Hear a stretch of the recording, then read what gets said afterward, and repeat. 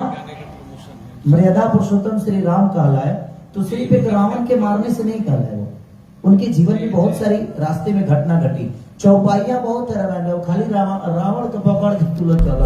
यही रिक्वेस्ट करूंगा कि सिर्फ रावण को पकड़ के मत चलिए। रामायण सिर्फ रावण से नहीं थी, उसमें रिश्ते भी दिखाए गए हैं, उसमें बहुत सारी चीजें।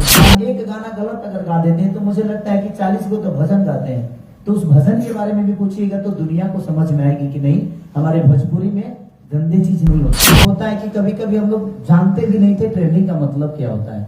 बट एक गाना मेरा जी से आया था, उसने पहली एक छठ का गाना था जो मेरा पहली बार ट्रेंड किया था, तो मुझे भी लगा ये नया प्लेटफॉर्म है क्या है। मर्यादा पुरुषोत्तम श्री राम कहलाए तो सिर्फ एक रावण के मारने से नहीं कहलाए। वो उनके जीवन में बहुत सारी रास्ते में घटना घटी, चौपाइयां बहुत है रामायण, खाली रावण को पकड़ के तुलत चला था। तो मैं अपनी मीडिया, जितने भी हमारे मीडिया कर्मी भाई हैं, मैं सबसे यही रिक्वेस्ट करूंगा कि सिर्फ रावण को पकड़ के मत चलिए।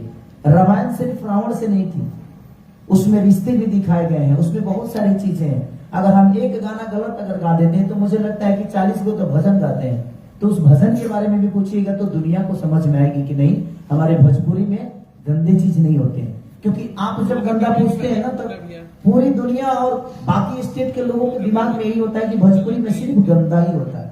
तो मैं सबसे, आप लोग मेरे गार्जियन स्वरूप हैं, मैं सबसे रिक्वेस्ट यही करूंगा कि किसी भी आर्टिस्ट या कहीं भी किसी से कुछ सवाल करिए तो अच्छाई के बारे में ज्यादा करिए, गंदगी को आप खुद इन्वाइट करिए ताकि गंदा दुनिया ना सुने। आप बोल के सच कराते हैं तो अब सारे गाना, और हमारी अर्सिया है, ये भी पंजाब से है, तो मिश्रण बहुत ज्यादा है। 3 स्टेट आपने इंक्लूड कर दिया, पंजाब, बंगाल और भोजपुर। मैं क्या बोला, संगीत के लिए कोई स्टेट मायने नहीं रखता, कोई भाषा मायने नहीं रखता। हमें अगर अच्छा करना आता है तो हम कहीं भी जाकर काम करते हैं। का पाकिस्तान के लोग हिंदुस्तान में काम नहीं करते हैं ना, तो उस कलाकार है। कलाकार की कोई जाति नहीं होती, कलाकार का कोई धर्म नहीं होता, कलाकार का कोई सीमा नहीं होता। और 2 चीजें ऐसी है कि जो क्लियर होती है, एक मीडिया जो निष्पक्ष अपने जीवन में चलाती है दुनिया की खबर, उसके लिए कोई जाति प्रथा नहीं है, और एक कलाकार जो निष्पक्ष अपने कला के बारे में बात करता है और अपने कलाकारी से दुनिया को अपना बनाता है। तो सारेगामा कंपनी में जब भी हम लोग कुछ करते हैं तो हमें एक त्योहार की तरह लगता है। और बंधु 3 दिन, ये गाना बहुत पॉपुलर पहले का गाना है और सारेगामा का कंटेंट था, और मैं इसको गा रहा था एक दिन तो बाबा ने ही बोला, क्योंकि ये जौहरी टाइप की इंसान है, ये जब भी आते हैं तो जब पहली बार मिले थे तो मैं आप लोगों को सच्चाई बता सकता हूँ, यहाँ पे नहीं चलेगा, सच्चाई बता सकता हूँ। बद्री जहाँ पहली बार जब मिले थे ना तो मैं इनको बहुत अवॉइड कर रहा था, क्या सारे गाना लेके आ जाते हैं, कुछ भी मतलब का।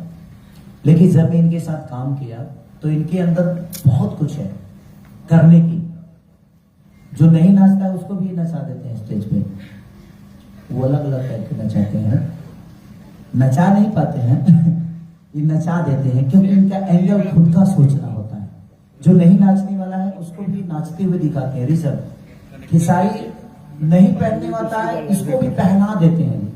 तो आपका विजन जब क्लियर होता है ना तो दुनिया का कोई भी कलाकार खूबसूरत दिखता है। हमारे भोजपुरी में बहुत सारे कलाकारों के साथ इन्होंने काम किया और इन्होंने सब पे वही काम किया जो खेसारी पे किया। ऐसा नहीं कि इन्होंने सौतेला व्यवहार किया कि उनके लिए कुछ और किया, इनके लिए कुछ और किया। जो जितना कर सकता है और जिसकी जितनी क्षमता है उस हिसाब से इन्होंने उसको प्रेजेंट किया। तो ये एक कंपनी की सबसे बड़ी खासियत होती है कि जो हर पूरे परिवार को एक समझता है, वो परिवार कभी टूटता नहीं। और इसीलिए सारेगामा कहीं ना कहीं आज दुनिया में अपना झंडा लहरा रहा है। भोजपुरी के क्षेत्र में सबसे आज ट्रेंडिंग में, तो लगता है कि मुझे इनका कब्जा ही जैसे हो गया है, जैसे कि इन्होंने ट्रेंडिंग खरीद के ही रखा। एक होता है ना, ये तो प्यार है आपके दर्शकों का कि मतलब अभी 5 गाने ट्रेंड कर रहे हैं, इसमें से 4 तो आपके टॉप म्यूजिक में तो 10 है मेरे। नहीं मतलब सिर्फ सारेगामा के 4 है। तो मुझे लगता है कि मैं, एक होता है कि कभी कभी हम लोग जानते भी नहीं थे ट्रेंडिंग का मतलब क्या होता है। बट एक गाना मेरा जी से आया था, उसने पहली एक छठ का गाना था जो मेरा पहली बार ट्रेंड किया था, तो मुझे भी लगा ये नया प्लेटफॉर्म है क्या है। तो पहली बार जी से मेरा ट्रेंडिंग शुरू हुआ और उसके बाद सारे भोजपुरी गाने, आज मुझे लगता है कि 15 गाने हम सबके भोजपुरी के होते हैं।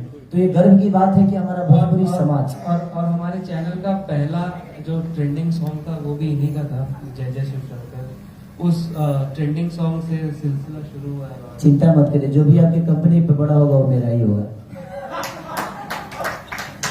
ऐसा नहीं है, जो बेहतर करेगा सबका। देखिए भाई, मैं कभी कभी मस्ती करता हूँ तो प्लीज यार कंट्रोवर्सी उसी मत करना यार, नहीं तो मैं बहुत फंस जाता हूँ मैं, मतलब कि अपने जुबान की वजह से, क्यों हाँ थोड़ा सा टेढ़ा टाइप का हूँ मैं। तो आशीष जी, आपको ये आपके जो पास भी है, थोड़ा सा बोल लीजिए ना, तो लोग बोलेंगे तो आशीष जी के साथ हम लोगों ने फर्स्ट टाइम काम किया है। तो इनका पहला गाना आया था नथुनियम, जो कि हमने रात में शूट किया था, और दिन में हम लोगों ने गोंदो 3 दिन शूट किया था। मतलब आई थिंक मई जून था। हाँ, गर्मी इतना ज्यादा था। तो आपका एक्सपीरियंस कैसा था हम लोगों के साथ? मतलब ये जो पहला गाना आपने शूट किया, टेक्निकली आपका पहला गाना हमारे साथ, तो सबसे पहले मैं सो सॉरी, मेरा गला थोड़ा सा खराब है। आपने